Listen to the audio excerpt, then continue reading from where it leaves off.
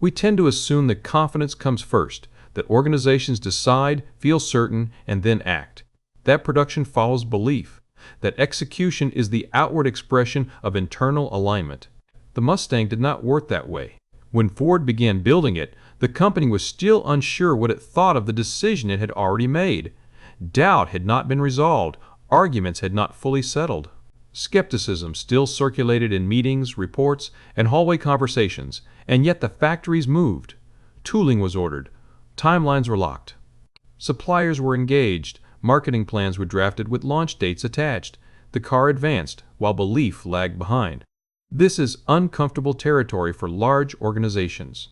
Most prefer to move only after consensus forms, after objections are addressed, after confidence feels earned. The Mustang inverted that sequence. Action came first. Belief followed later. Not because Ford was reckless, but because delay would have reopened everything that had just barely been decided.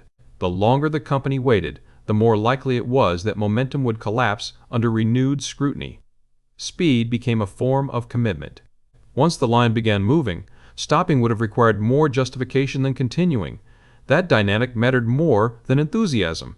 It mattered more than confidence. The Mustang was built not because everyone was convinced, but because the conditions no longer allowed indecision to win.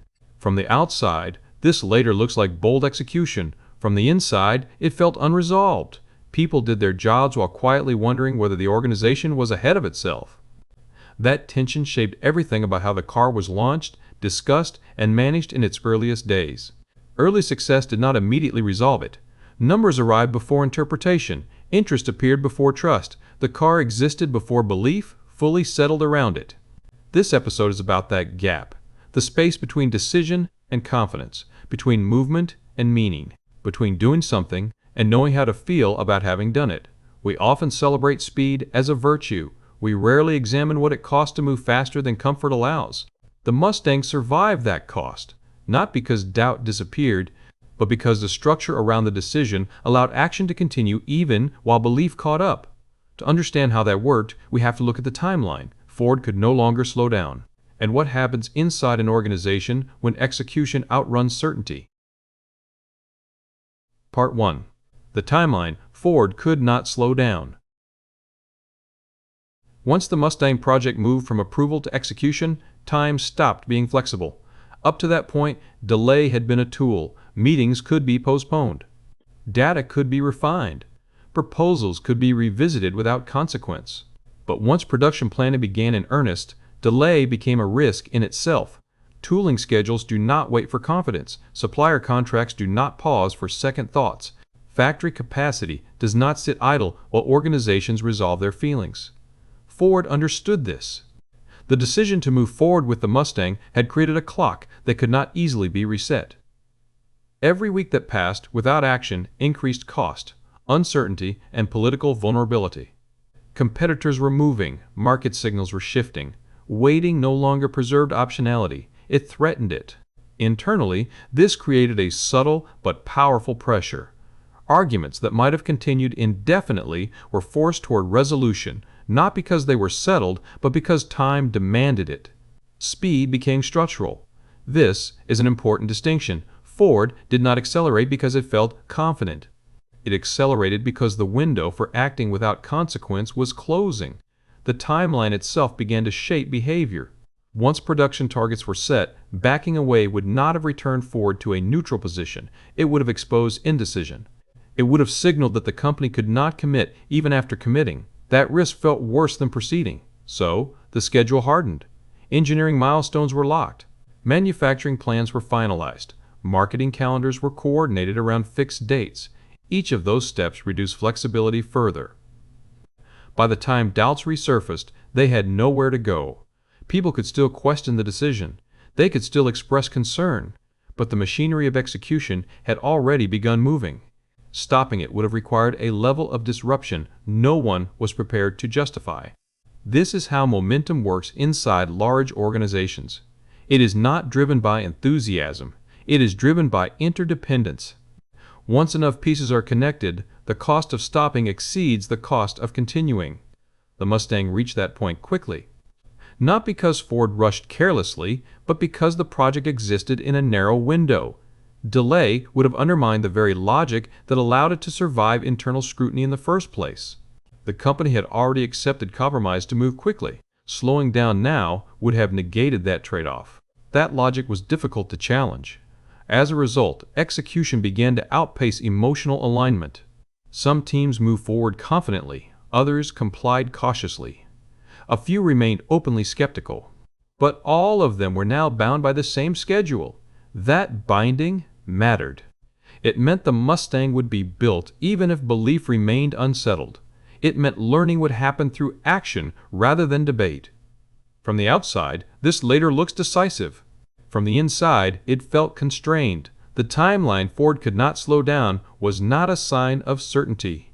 It was a sign that the organization had crossed a threshold where waiting was no longer safer than moving. And once that threshold is crossed, confidence becomes something that must catch up to reality rather than guide it. That is a precarious position. But it is also a common one in moments of change. The Mustang was about to reveal what happens when organizations build while doubt is still present, and why that sequence can be both dangerous and necessary. Part 2. Building while doubt was still present. The Mustang moved into production without emotional closure. That is the part of the story that tends to disappear. Inside Ford Motor Company, the decision had been made, but belief had not fully settled. Approval did not equal comfort. Alignment did not mean enthusiasm. Many of the people now responsible for executing the plan still carried unanswered questions. Engineering teams understood the compromises they were living with. They knew where margins were thinner than they preferred. Finance teams were aware that demand projections rested on assumptions that could not be stress-tested in advance. Marketing teams were being asked to commit to narratives that might outrun what the product could consistently deliver. None of this stopped the work. It simply changed how it felt to do it. This is a difficult state for any organization. Execution normally relies on a sense of shared conviction. When that conviction is incomplete, people fall back on process. They do their jobs carefully, precisely, and often defensively. That is what happened here. The Mustang was built by teams who were competent but cautious. Pride and craftsmanship existed alongside quiet uncertainty about outcome. Decisions were made with an extra layer of scrutiny, not because standards were higher, but because the cost of being wrong felt personal. People understood that if the car failed, it would not fail anonymously. The project had visibility, it had champions, it had critics. Every choice carried symbolic weight. That awareness sharpened attention, but it also amplified anxiety. In meetings, doubt rarely took the form of open resistance. It surfaced as questions about edge cases, about durability, about how buyers might actually behave rather than how they were expected to behave. These questions did not halt progress, but they slowed it just enough to be felt. This created an uneven rhythm. Some parts of the organization moved quickly because their tasks were bounded and procedural. Others lagged because their work touched the areas where uncertainty lived. The result was a project advancing in fits rather than flows. That unevenness is often misread later as inefficiency. In reality, it was caution embedded inside motion. Ford was not paralyzed by doubt. It was carrying doubt forward rather than resolving it up front. That distinction matters. Carrying doubt forward allowed the project to proceed while keeping awareness of risk alive. It prevented blind optimism. It encouraged contingency thinking.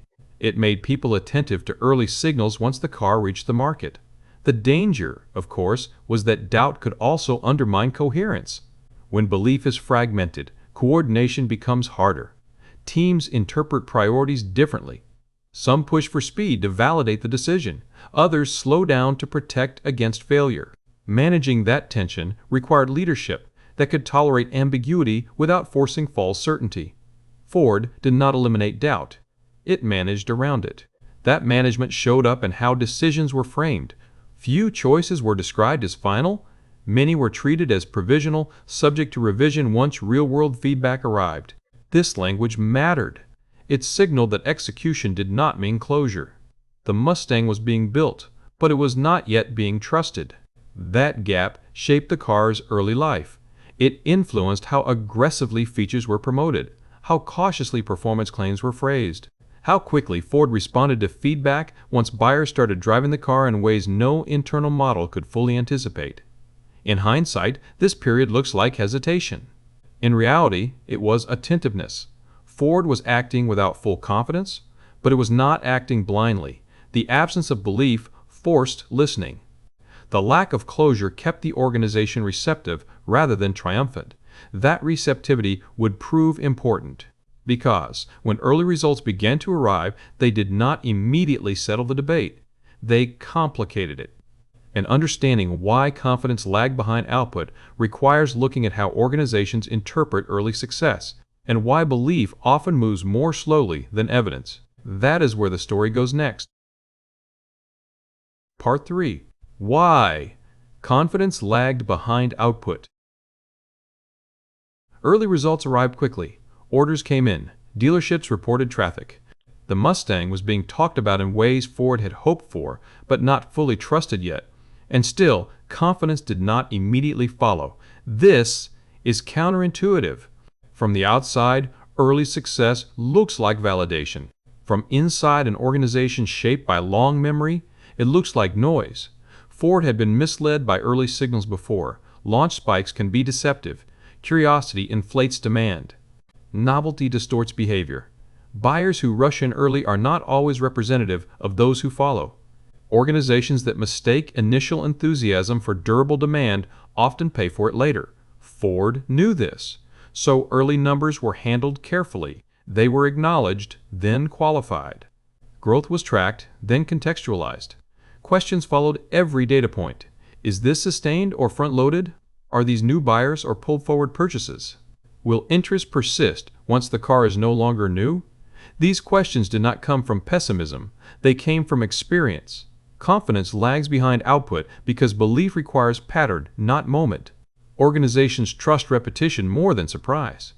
They look for consistency across time, geography, and customer segment before revising assumptions. The Mustang had not yet earned that consistency. Sales varied by region. Some dealerships struggled to keep cars on the lot. Others saw slower movement. Media attention was strong, but interpretation differed. Enthusiasts focused on performance potential. Mainstream buyers responded to image and accessibility. That diversity of response made interpretation harder, not easier. The car was succeeding in multiple ways at once, and that multiplicity resisted simple explanation. Inside Ford, this complexity slowed confidence. Executives wanted to understand what kind of success they were seeing before deciding what it meant. Was the Mustang a niche phenomenon with outsized attention, or a broad-based shift in buyer behavior? Was it pulling from competitors, or simply redistributing Ford's own sales? Those distinctions mattered. Belief requires a story that can be told internally with coherence. Early success often produces outcomes faster than explanations. When that happens, organizations hesitate. They wait for the narrative to catch up. There was also fear of misattribution. If the Mustang succeeded, Ford wanted to know why. Was it timing? Styling? Pricing? Marketing? Cultural mood? Platform decisions? Leadership? Without clarity, confidence felt premature. Believing too early risks locking in the wrong lesson. Ford was cautious about that. The company had lived through moments where confidence formed around explanations that later proved incomplete. Overconfidence in the wrong factor can be as damaging as doubt. So confidence lagged. Not because success was invisible, but because it was ambiguous. The Mustang was doing well, but it was doing well for reasons that were still being debated. Until those debates settled, belief remained provisional. This provisional state affected behavior. Ford avoided declaring victory. It resisted large, irreversible bets tied solely to early results. Expansion was paced. Messaging stayed measured. Internal language emphasized monitoring rather than celebration. That restraint frustrated some observers. Why hesitate when the market is responding? The answer is that organizations do not just manage markets, they manage consequences. Confidence, once declared, becomes a commitment. It shapes budgets, expectations, and accountability. Ford was not ready to make that commitment until it understood what it was committing to. So belief waited. Output continued. Cars rolled off lines. Dealers sold what they could get. The Mustang existed in the world, performing better than many expected. But internally, it still felt like a hypothesis being tested rather than a conclusion reached. That gap between action and belief is uncomfortable. It creates tension. It prolongs uncertainty. It forces organizations to operate without emotional resolution. But it also preserves flexibility, for it could still adjust. It could still reinterpret. It could still respond to evidence without defending a fixed narrative. Confidence would come later. But before it did, the cost of moving faster than comfort would become harder to ignore. Because carrying doubt forward does not come free, and the strain it creates is the next part of the story. Part 4. The cost of moving faster than comfort. Moving faster than belief carries a price. That price is rarely financial at first. It shows up as strain. Inside Ford, the Mustang's accelerated timeline created pressure that did not always surface in official reports. It appeared in how decisions were debated, how responsibility was shared, and how risk was felt personally rather than abstractly. When organizations move with confidence, disagreement tends to be philosophical. When they move without it, disagreement becomes procedural. People argue over details because the larger question feels unresolved. That dynamic was present here. Teams were doing their jobs, but they were doing them under a kind of suspended judgment. Engineers worried about edge cases they would normally accept. Marketing teams scrutinized language more closely than usual. Finance watched early costs and forecasts with heightened sensitivity. Nothing was broken, but everything felt sharper. Speed amplified uncertainty rather than smoothing it. Decisions that would have felt routine in a fully trusted project carried extra weight. Each choice felt like it might later be singled out as evidence of foresight or failure. That awareness is exhausting. It slows informal decision-making. It increases documentation. It makes people cautious about ownership, not because they lack commitment, but because the outcome feels unresolved. The Mustang was moving forward without the emotional release that usually accompanies approval. That release matters more than organizations like to admit. When belief aligns with action, people take risks inside their roles. They improvise. They solve problems creatively. When belief lags, people default to defensibility. They follow process precisely. They escalate uncertainty upward. They avoid making calls that could later be questioned. This does not stop progress. It changes its texture. Progress becomes heavier, less fluid, more deliberate. Ford felt this. The Mustang's development did not collapse under the strain, but it absorbed it. Meetings ran longer. Reviews were more frequent. Cross-functional coordination required more effort. Leadership had to spend time holding the center, not by forcing confidence, but by preventing doubt from becoming paralysis. That meant allowing skepticism to exist without letting it derail timelines. It meant acknowledging concerns without reopening settled decisions. That balancing act is difficult. Too much reassurance looks naive. Too much caution looks like retreat. Leaders had to signal steadiness without pretending certainty existed. This is the hidden cost of speed. It demands emotional labor. It requires leaders to carry ambiguity on behalf of the organization, to make space for doubt while keeping motion intact. Ford paid that cost. The Mustang moved forward, but it did so with friction. The organization did not glide into execution. It pushed. That push created stress, but it also created attentiveness. Teams listened closely to early feedback. They watched for signs of mismatch between promise and reality. They prepared contingencies rather than assuming success would solve everything. The lack of comfort kept the organization alert. That alertness would matter later, because when speed outruns belief, the margin for error feels smaller. Every signal is magnified. Every misstep feels consequential. The Mustang survived this phase not because it was easy to build, but because the organization stayed engaged rather than defensive. The cost of moving faster than comfort was real. It showed up as strain, vigilance, and restraint, but it also prevented complacency.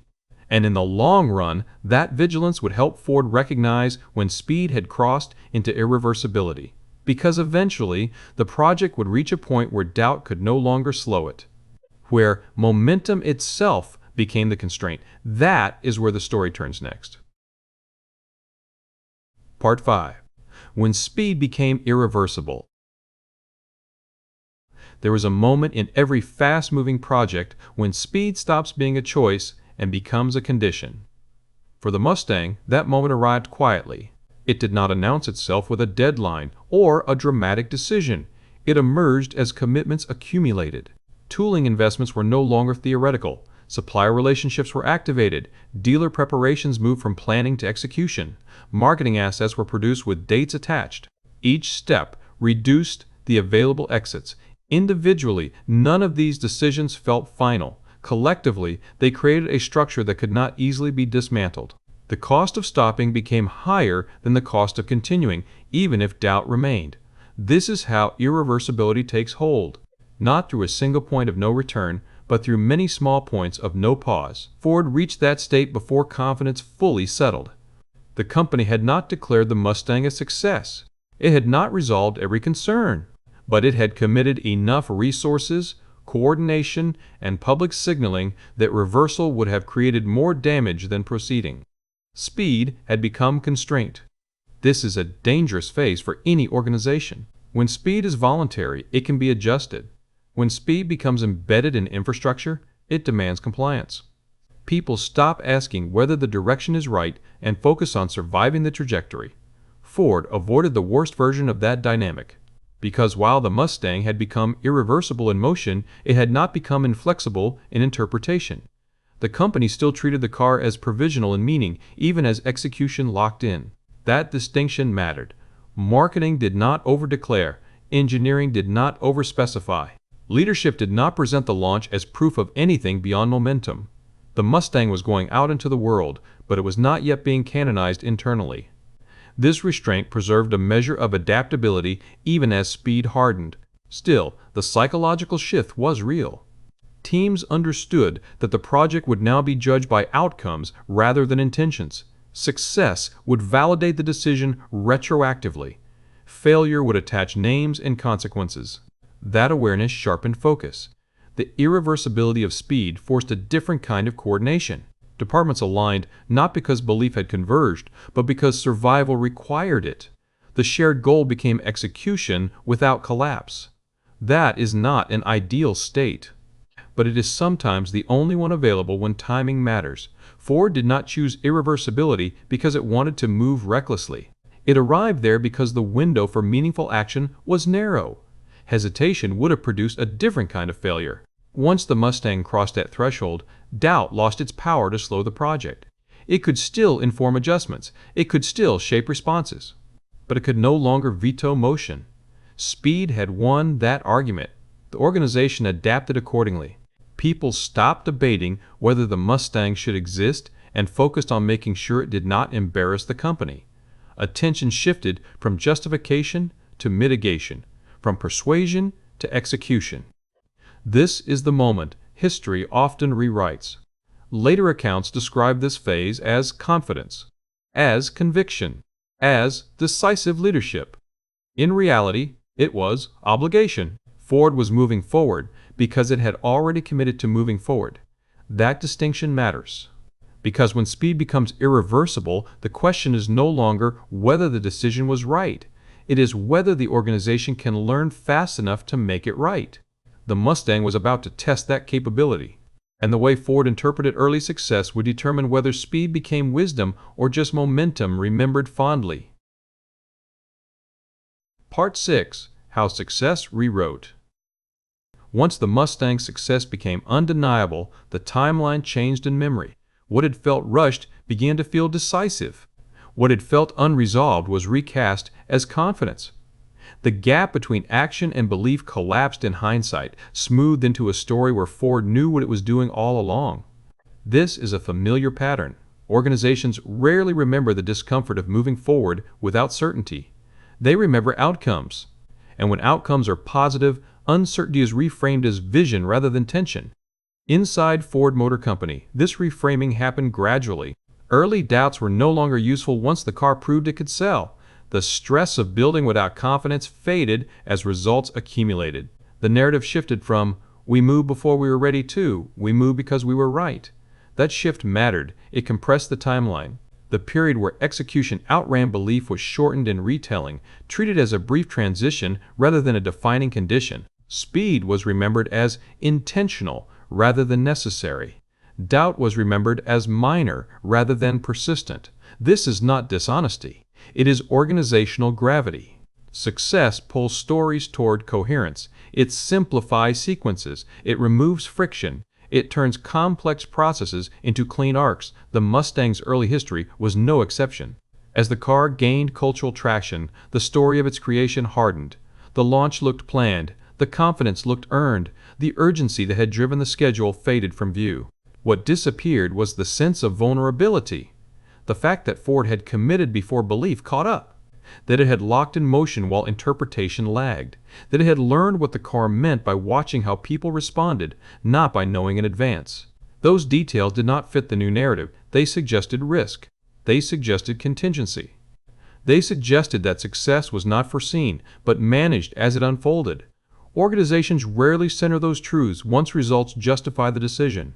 Instead, they tell stories that reinforce competence. The danger is not that these stories are false. It is that they become instructive in the wrong way. When speed is remembered as confidence, future speed is expected to feel comfortable. When discomfort is erased, organizations lose a reference point for how strain actually felt. The Mustang's success rewrote the emotional sequence. Belief was pulled backward to align with action. Confidence was assumed to have preceded execution. The cost of moving fast without closure was quietly omitted. That omission would matter later. Because when future projects demanded speed under uncertainty, the memory of how difficult that had been was no longer available. What remained was the outcome, not the process. This is how organizations become impatient with hesitation. They remember that speed worked once, but forget how carefully it had to be managed. They expect decisiveness without acknowledging the strain it creates. The Mustang did not erase uncertainty from Ford's future. It erased the memory of what uncertainty felt like while being carried forward. That is a subtle loss. And it sets the stage for the final lesson. Because the most important thing Ford learned from building faster than confidence allowed was not that speed is good.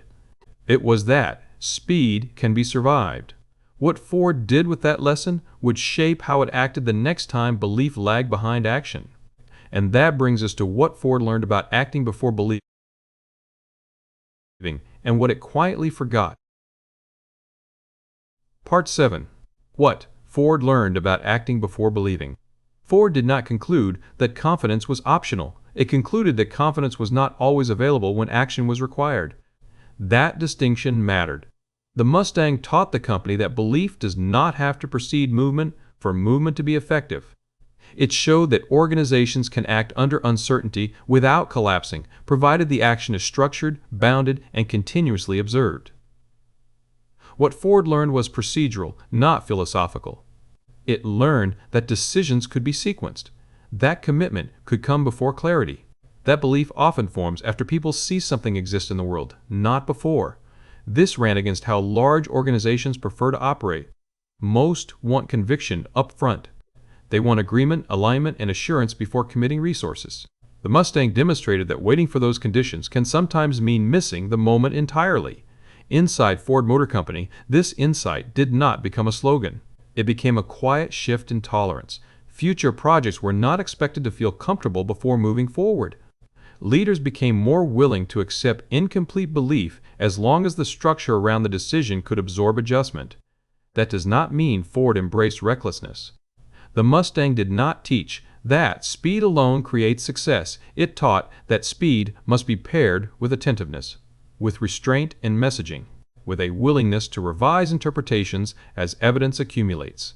Acting before believing works only when belief is allowed to evolve. Ford had moved without closure, but it had not frozen meaning in place. It let the market teach the organization what the Mustang actually was. That openness prevented premature certainty from calcifying into error. The deeper lesson was about humility. Belief that follows action is different from belief that precedes it. It is shaped by feedback rather than aspiration. It is earned through observation rather than assumed through planning. The Mustang forced Ford into that posture. And once an organization experiences that sequence successfully, it becomes harder to insist that confidence must always come first. That shift expanded what Ford considered possible. But it also introduced risk, because acting before believing requires remembering why belief was missing in the first place.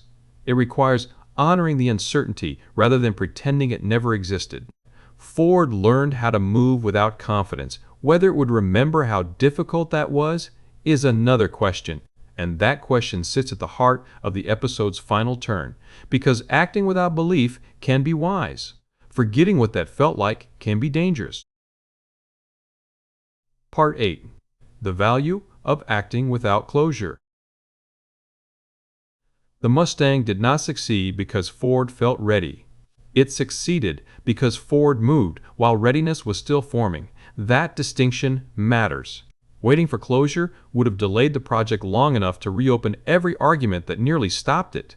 Acting without closure forced learning to happen in motion rather than in theory. But this is not a story about glorifying discomfort.